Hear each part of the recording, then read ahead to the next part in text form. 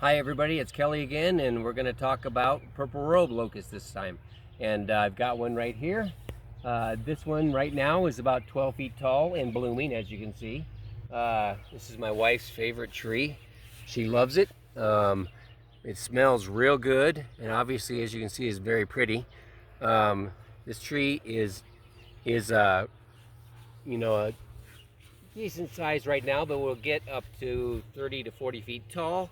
And it can make a really decent shade tree, but is also a good, focal tree, a really good show tree as well. So they grow relatively quickly, can probably grow 2 to 3 feet a year, and they really don't have a whole lot of issues on them as far as pests or anything like that. Pretty solid tree.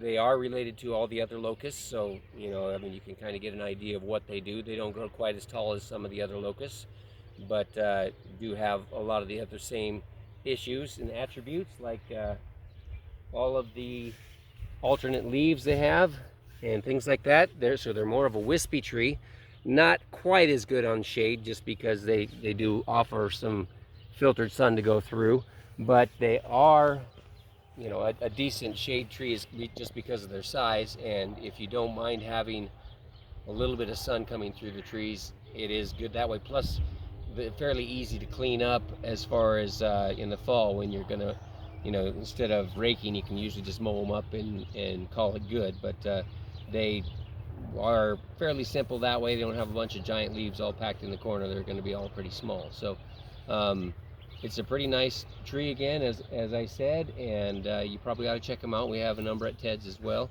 Do they have a smell? Yeah, they smell real good, yeah. They remind me of wisteria. Yeah, the look and the smell, really. But they are a tree that, again, we do have quite a few of at Ted's, and obviously my wife's favorite, and you probably ought to come check them out. So thanks, everybody.